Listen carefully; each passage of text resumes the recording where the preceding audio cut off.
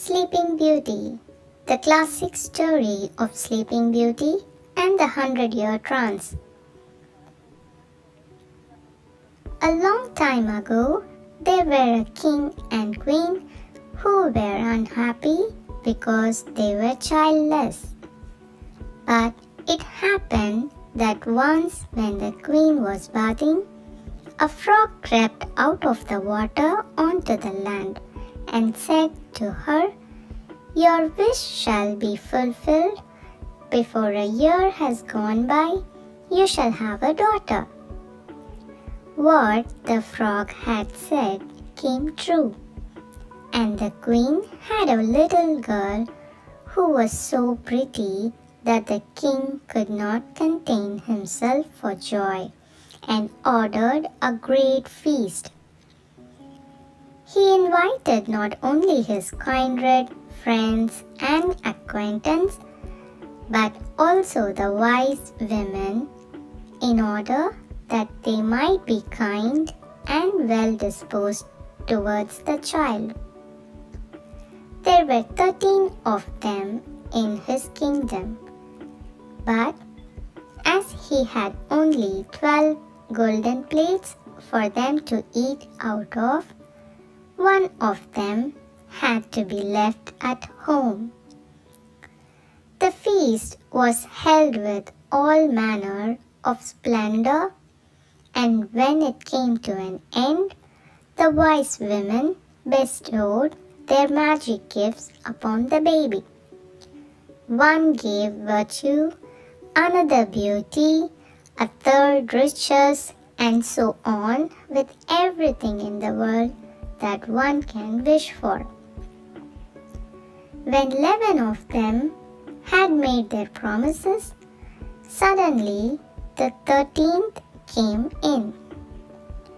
She wished to avenge herself for not having been invited, and without greeting or even looking at anyone, she cried with a loud voice and said, "The king's daughter shall in her 15th year prick herself with a spindle and fall down dead."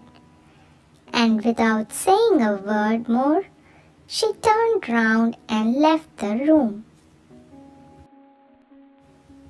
They were all shocked, but the 12th, whose good wish still remained unspoken, came forward, and as she could not undo the evil sentence, but only soften it, she said, "It shall not be death, but a deep sleep of 100 years, into which the princess shall fall." The king, who would fain keep his dear child from the misfortune, gave orders that every spindle in the whole kingdom should be burnt. Meanwhile, the gifts of the wise women were plenteously fulfilled on the young girl, for she was so beautiful, modest, good-natured, and wise that everyone who saw her was bound to love her. It happened that on the very day when she was 15 years old, the king and queen were not at home, and the maiden was left in the palace quite alone. So she went round into all sorts of places, looked into rooms and bed chambers just as she liked, and at last came to an old tower. She climbed up the narrow winding staircase and reached a little door. A rusty key was in the lock, and when she turned it, the door sprang open, and there, in a little room, sat an old woman with a spindle, busily spinning her flax. "Good day, old mother," said the king's daughter. "What are you doing there?" "I'm spinning," said the old woman, and nodded her head. "What sort of thing is that rattles around so merrily?" said the girl. And she took the spindle and wanted to spin too. But scarcely had she touched the spindle when the magic decree was fulfilled, and she pricked her finger with it. And in the very moment when she felt the pricks, she fell down upon the bed that stood there and lay in a deep sleep. And this sleep extended over the whole palace. The king and queen, who had just come home and had entered the great hall, began to go to sleep, and the whole of the court with them. The horses went to sleep in the stable too, the dogs in the yard, the pigeons upon the roof, the flies on the wall, even the fire that was flaming on the hearth became quiet and slept.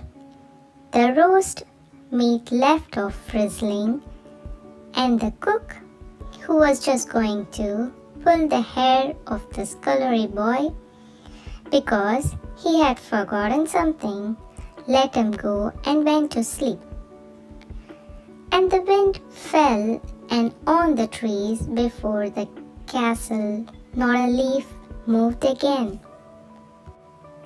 But round about the castle there began to grow a hedge of thorns, which every year became higher and at last grew close up round the castle and all over it, so that there was nothing of it to be seen, not even the flag upon the roof. But the story of the beautiful sleeping Briar Rose, for so the princess was named, went about the country, so that from time to time King's son came and tried to get through the thorny hedge into the castle. But they found it impossible, for the thorns held fast together as if they had hands, and the youths were caught in them. They could not get loose again and died a miserable death. After long years, a king's son came again to that country and heard an old man talking about the thorn hedge, and that a castle was set to stand behind it, in which a wonderfully beautiful princess named Briar Rose had been asleep for 100 years, and that the king and queen and the whole court were asleep likewise. He heard too from his grandfather that many kings' sons had already come and had tried to get through the thorny hedge, but they had remained sticking fast in it and had died a pitiful death. Then the youth said, "I'm not afraid. I will go and see the beautiful Briar Rose." The good old man might dissuade him as he would. He did not listen to his words. But by this time the 100 years had just passed, and the day had come when Briar Rose was to awake again. When the king's son came near to the thorn hedge, it was nothing but large and beautiful flowers which parted from each other of their own accord and let him pass unheard. Then they closed again behind him like a hedge. In the castle yard he saw the horses and the spotted hounds lying asleep. On the roof sat the pigeons with their heads under their wings. And when he entered the house, The flies were asleep upon the wall. The cook in the kitchen was still holding out his hand to seize the boy, and the maid was sitting by the black hen which she was going to pluck. He went on further, and in the great hall he saw the whole of the court lying asleep, and up by the throne lay the king and queen. Then he went on still further, and all was so quiet that a breath could be heard. And at last he came to the tower and opened the door into the little room where Briar Rose was sleeping. There she lay, so beautiful that he could not turn his eyes away, and he stooped down and gave her a kiss. But as soon as he kissed her, Briar Rose opened her eyes and awoke and looked at him quite sweetly. Then they went down together, and the king awoke, and the queen, and the whole court, and looked at each other in great astonishment.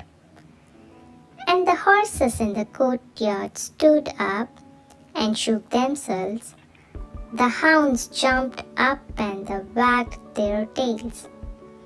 The pigeons upon the roof pulled out their heads from under their wings, looked round, and flew into the open country.